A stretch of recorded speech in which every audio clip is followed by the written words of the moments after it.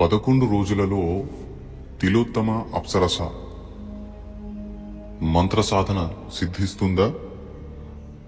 తిలోత్తమ అప్సరస అనుగ్రహం కలగాలంటే ఏం చేయాలి?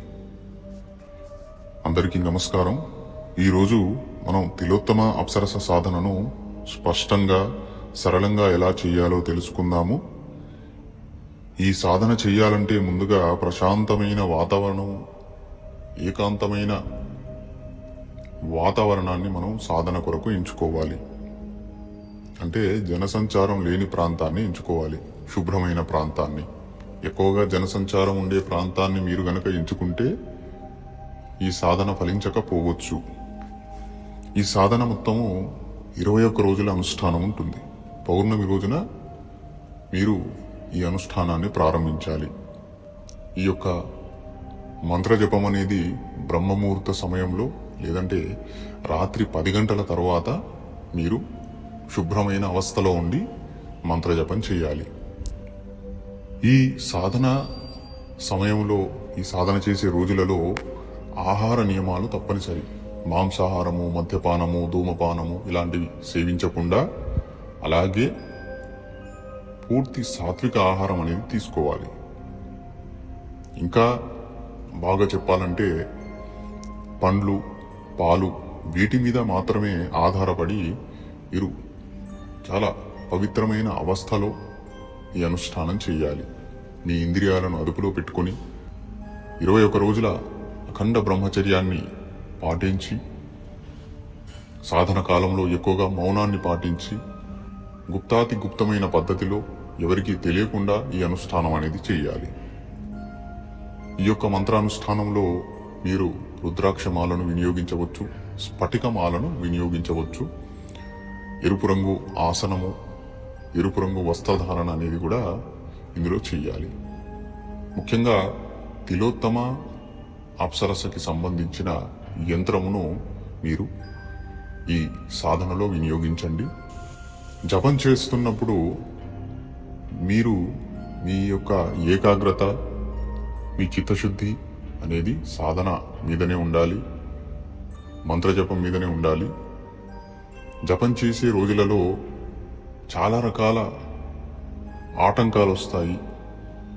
మంత్రజపం చేస్తున్నప్పుడు కూడా మీకు మీ మనసు చంచల భావంతో, రకరకాల ఆలోచనలతో, విచిత్రమైన అనుభూతులతో సమయం గడుస్తూ ఉంటుంది.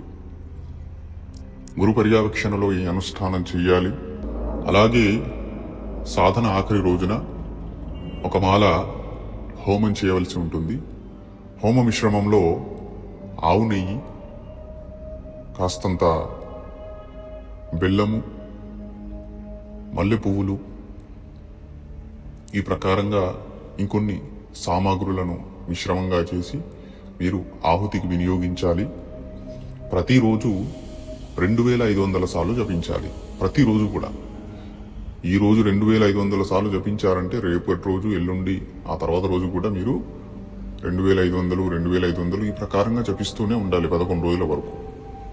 ఆఖరి రోజు జపానంతరము మీరు మీ యొక్క ఆజ్ఞాచక్రం దగ్గర తిలోత్తమ అప్సరసను తలుచుకుంటూ, ధ్యానిస్తూ అప్సరస యొక్క ఆకృతిని మీరు ధ్యానిస్తూ మంత్రసిద్ధిని ప్రసాదించమని అడగవచ్చు.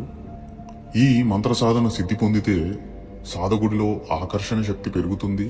ముఖ తేజస్సు, సౌందర్యము సహజంగా మెరుగుపడుతుంది. స్వరంలో అద్భుతమైన మార్పు కనిపిస్తుంది.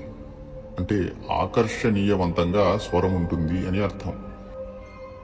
అలాగే అప్సరస అదృశ్య రూపంలో సాధకుడి కోరికలను తీరుస్తుంది. కానీ గుర్తుంచుకోండి, ఈ సాధన నియమాలు ఏకాగ్రతతో, శ్రద్ధతో చేసినప్పుడే ఫలితం ఉంటుంది. కేవలము మంత్రాన్ని తీసుకుని మీరు ఎలా పడితే అలా మంత్రజపం చేస్తే ఇబ్బందులు ఎదుర్కొనే అవకాశాలు కూడా ఉంటాయి. ఈ సాధన అనేది కేవలం కోరికలు నెరవేరడం కోసం కాదు, మనసును కట్టడి చేయడము, అంతర్గత శక్తిని మేలుకొలిపే ఒక ఆధ్యాత్మిక మార్గం ఇది. నియమం ఉంటే సాధన ఫలిస్తుంది, ఏకాగ్రత ఉంటే శక్తి మేల్కొంటుంది. కాబట్టి ఈ సాధన చాలా జాగ్రత్తగా చేసుకుంటే మంచి ఫలితాలు అనేవి దొరుకుతాయి. ఖచ్చితంగా ఈ యొక్క సాధన సాధకుడి జీవితంలో కొన్ని ఉపయోగకరమైన ఫలితాలను ప్రసాదిస్తుంది. ఈ సాధనలో మీరు జపించవలసిన మూల మంత్రం ఈ ప్రకారంగా ఉంది. ఓం హ్రీం శ్రీం క్లీం శ్రీం తిలోత్తమ అప్సర ఆగచ్చ ఆగచ్చ స్వాహ. ఇది మంత్రము. ఈ మంత్రము ఈ వీడియో డిస్క్రిప్షన్లో ఉంటుంది. మంత్రాన్ని అక్కడి నుంచి తీసుకోండి. అలాగే ఈ సాధన మా ఆధ్వర్యంలో ఎవరైనా చేయాలి అనుకుంటే, అంటే ఈ సాధన మేము చెప్పే నియమ నిష్టలు పాటించి ఎవరైనా చేయాలి అనుకుంటే మమ్మల్ని సంప్రదించండి. మరిన్ని ఇలాంటి వీడియోల కొరకు ఈ యొక్క ఛానల్ను సబ్స్క్రైబ్ చేసుకోండి. వీడియో కనుక నచ్చినట్లయితే లైక్ చేయండి, అందరికీ షేర్ చేయండి. జై మహాకాళి, జై శ్రీ మహాకాళ్.